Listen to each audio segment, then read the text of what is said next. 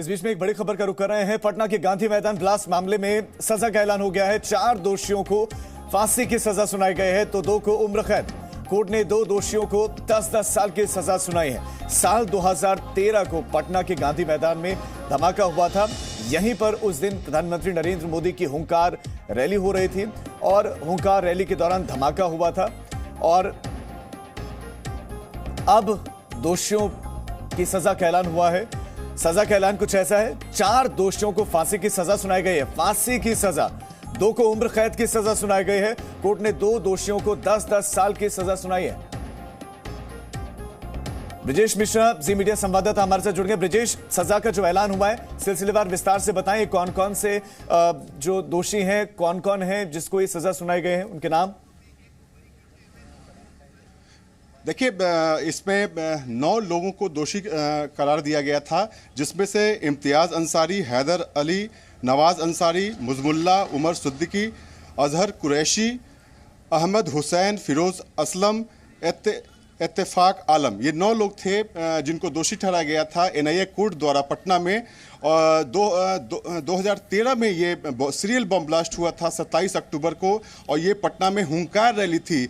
और उस समय गुजरात के मुख्यमंत्री थे नरेंद्र मोदी, और यहाँ पे उनकी रैली थी। उसमें बड़े बड़े नेता आए थे यहाँ पे, और उसमें सीरियल ब्लास्ट था और निशाने पे नरेंद्र मोदी थे। और इसमें यहाँ तक कि जो एनआईए जांच में जो बात आई थी कि उनको टारगेट किया जाने वाला था, और लगातार ये एक माहौल बनाया गया था कि नरेंद्र मोदी को टारगेट बनाया जाए और साथ में वहाँ पे मैदान के अंदर ब्लास्ट किया जाए ताकि भगदड़ मचे और भगदड़ में ज़्यादा से ज़्यादा लोगों की मौत हुई हो। लेकिन इस पूरे में जो बीजेपी के नेता थे, उन्होंने समझदारी से काम लिया था और मन से लगातार ये ऐलान कर रहे थे कि टायर ब्लास्ट हुआ है, पटाखे मत फोड़िए, क्योंककि आम लोगों में ये माइक से ये संदेश दिया गया कि ये बम ब्लास्ट नहीं है। फिर भी आपको बता दें कि 6 लोगों की मौत हुई थी और 79 लोग घायल हुए थे। और आपको बता दें कि अभी जो फैसला आया है नए कोर्ट की तरफ से, उसमें 4 को फांसी की सजा दी गई है। इसमें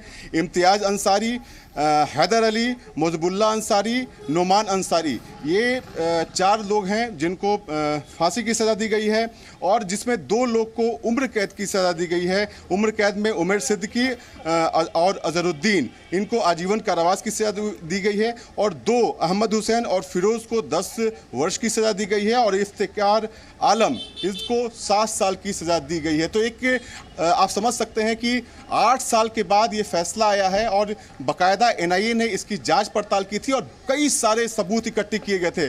और ये शायद ये पहला हमला था जिसमें जो आरोपी था, एक आरोपी पकड़ा गया, जो यहाँ पे स्टेशन है पटना जंक्शन का 9 नंबर प्लेटफॉर्म, वहाँ पे बाथरूम में वो अपने आप को मानव बम में तब्दील कर रहा था। वहीं पे ब्लास्ट हुआ था, जिसमें से एक की मौत हुई थी और एक को स्थानीय लोगों ने और पुलिस ने पकड़ रहा। उसके बाद जो जांच हुई और जितने सबूत इकट्ठा किए गए, सारे सबूत एनआईए के पास लगे, और बिहार से लेकर झारखंड तक लगातार ये छापेमारी हुई है। कई लोगों को तो पुख्ता सबूत थे, और इसके बाद पुख्ता सबूत थे, और अब दोषियों की सजा का ऐलान हो गया है। साल 2013 जब प्रधानमंत्री नरेंद्र मोदी प्रधानमंत्री पद के उम्मीदवार बनाए गए थे और हुंकार रैली को जो है संबोधित करने के लिए पहुंचे थे, और ब्लास्ट हुआ था, 6 लोगों की मौत हुई थी, 89 लोग इसमें जख्मी हुए थे। और इसी मामले में आज सजा का ऐलान हो गया है। 4 को फांसी की सजा सुनाई गई। Presenting B News app available on Google Play and App Store. Download it now.